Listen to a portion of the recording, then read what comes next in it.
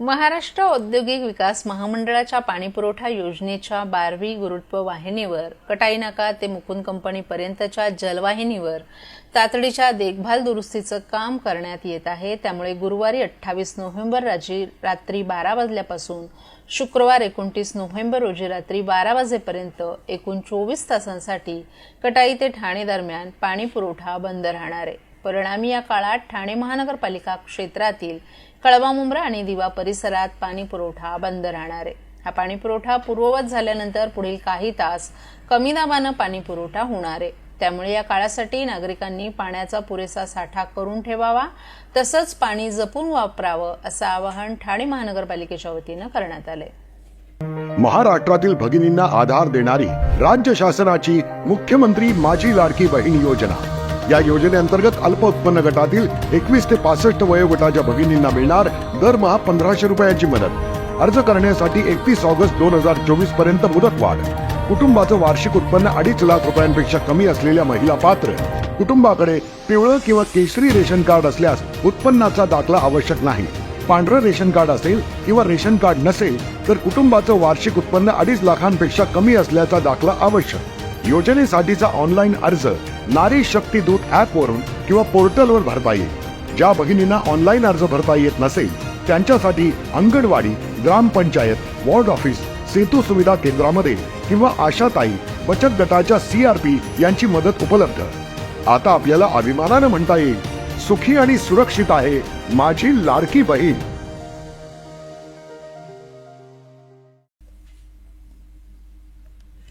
महाराष्ट्राचे काळजीवाहक मुख्यमंत्री एकनाथ शिंदे यांनी आज एका पत्रकार परिषदेत आत्मविश्वासाने अनेक मुद्द्यांवर भाष्य केले। लाडका भाऊ म्हणून माझी ओळख आहे, याचा मला अभिमान आहे असं सांगत त्यांनी जनतेच्या प्रेमाचा गौरव केलाय। शिंदे यांनी सरकारच्या कामगिरीवर बोलताना स्पष्ट केले, आम्ही रडणारे नाही तर लढणारे आहोत। 2.5 वर्षात केलेल्या कामांची पोचपावती जनतेनं दिली असून तो आमच्यासाठी मोठा विजय आहे। राज्यात विविध विकास कामं हाती घेतल्यामुळे जनतेचा विश्वास अधिक दृढ झाल्याचा दावाही त्यांनी केलाय। त्यांनी शिवसेना महायुतीचा एक महत्त्वाचा घटक असल्याचं नमूद करत महायुतीतील वरिष्ठ नेत्यांचे निर्णय आम्हाला मान्य असतील आणि आम्ही त्यानुसारच पुढे जाऊ असंही म्हटलं आहे। मुख्यमंत्र्यांनी आपल्या कार्यकाळात आरोग्य, शिक्षण, शेतकरी कल्याण यांसारख्या क्षेत्रांमध्ये केलेल्या कामांचा उल्लेख केलाय आणि राज्यांच्या विकासाचा अजेंडा पुढे नेण्याचा निर्धार व्यक्त केलाय। आगामी निवडणुकांसाठी त्यांनी कार्यकर्त्यांना सज्ज राहण्याचं देखील आवाहन केले। आम्ही बाळासाहेबांचे विचार घेऊन पुढे गेलो। आनंद दिघे साहेबांची शिकवण आमच्या गाठीशी होती आणि केंद्रातून आदरणीय प्रधानमंत्री मोदी साहेबांचं आणि अमित शाह साहेबांचं पूर्ण पाठबळ आम्हाला होतं। कारण मला आठवत आहे, जेव्हा आम्ही सरकार बदललं, उठाव केला, त्यावेळेस आम्हाला म्हटलं होतं, आम्ही चट्टान की तरह आपके पीछे खडे। आणि मला आठवत आहे की 2.5 वर्ष त्यांनी पूर्ण ताकदीने मागे उभे राहिले, माझ्यासारख्या सर्वसामान्य कार्यकर्त्यावर विश्वास ठेवला। 2.5 वर्ष त्यांनी मला मुख्यमंत्री म्हणजे सुरुवातीला जी मुख्यमंत्री पदाची जबाबदारी दिली ते दिवस मला आठवत आहेत आणि त्या प्रत्येक दिवसाचा, प्रत्येक क्षणाचा वापर आम्ही राज्यातल्या जनतेच्या हिताकरता केला। आणि म्हणून मी मोदी साहेबांना, अमित शाह साहेबांना देखील खूप धन्यवाद देईन की त्यांनी पाठबळ दिलं आणि योजनांना देखील मदत केली, निधी दिला, अनेक वेळा ते आले आणि या सर्व 2.5 वर्षाच्या काळामध्ये राज्याचा जो काही प्रगतीचा वेग आहे तो वाढण्याचं कारण एवढंच की राज्य आणि केंद्र सरकार एक विचाराचे सरकार जेव्हा असतात, समविचारी सरकार असतात, त्यावेळेस मात्र राज्याचा वेग प्रगतीचा अतिशय गतिमान होतो। आणि म्हणून हे सगळं जे आपण 2.5 वर्षाच्या कारकिर्दीमध्ये मी खूप समाधानी आहे। आणि मी आपल्याला सांगू इच्छितो की मी काय त्या डिटेलमध्ये जाणार नाही, परंतु आम्ही घेतलेले निर्णय जे आहेत हे ऐतिहासिक निर्णय आहेत। आतापर्यंतच्या इतिहासामध्ये कधीही कुठल्याही सरकारने एवढे निर्णय घेतले नव्हते। त्याचे साक्षीदार तुम्ही पण आहात। पत्रकारांचे पण विषय असतील तेही आम्ही सोडवले।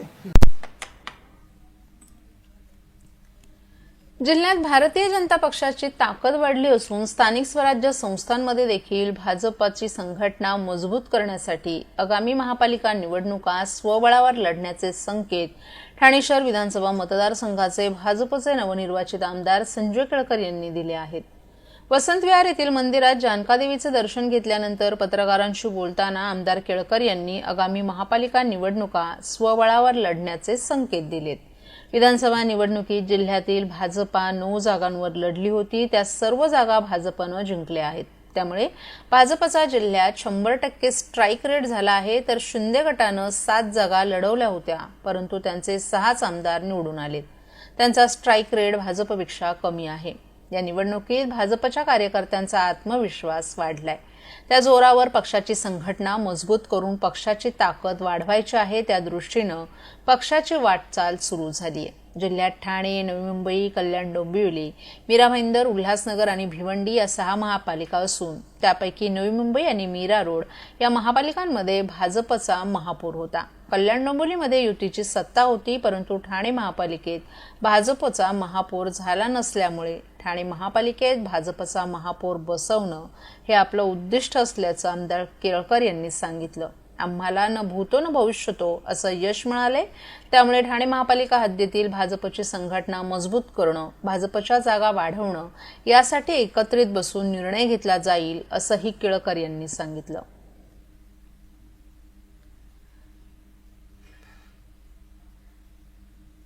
देशासाठी शहीद झालेले वीर जवान नेहमी स्मरणात राहावेत यासाठी शिवसेना नेते माजी खासदार राजन विचारे यांच्या संकल्पनेतून ठाणे महानगरपालिका प्रभाग क्रमांक 12 सिद्धेश्वर तलाव परिसरात सन 2010 मध्ये शहीद उद्यानाची निर्मिती केली. या उद्यानात गेली 15 वर्ष देशासाठी शहीद झालेल्या वीर जवानांना मानवंदना देण्यात येत आहे. मुंबईत 26/11 रोजी झालेल्या अतिरेकी हल्ल्यात आपल्या वीर जवानांना प्राण गमवावे लागले होते. त्यांना श्रद्धांजली देण्याचा कार्यक्रम या ठिकाणी दरवर्षी केला जातो.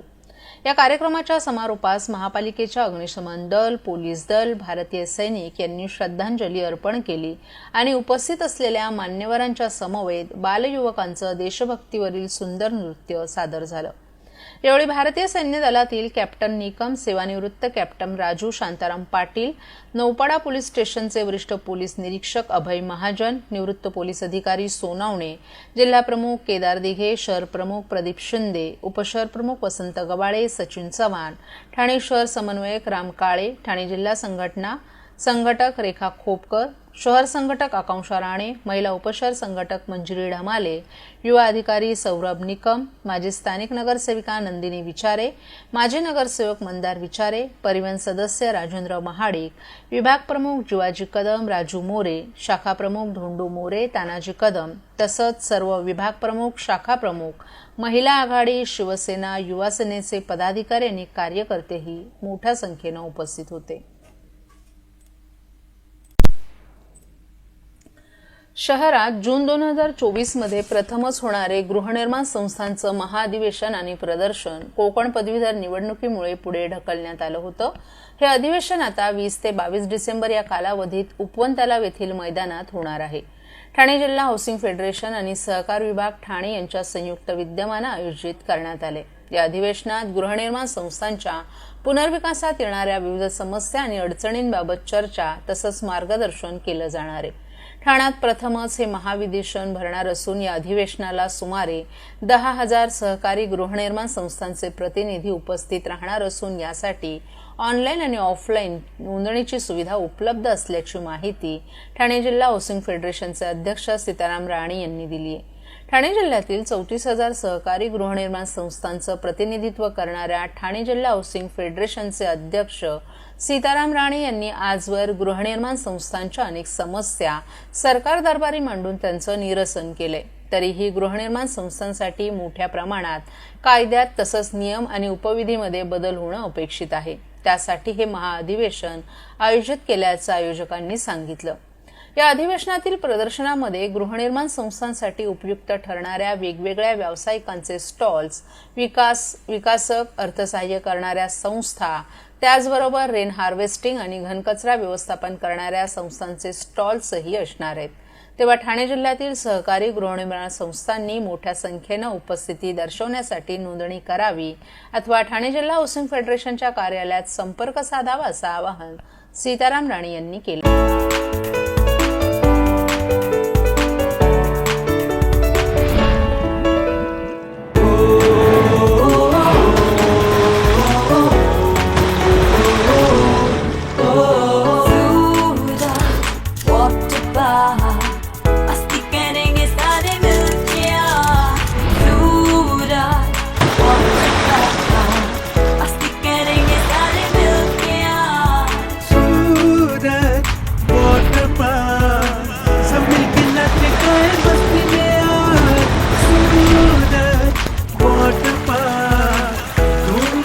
सब मिलके आज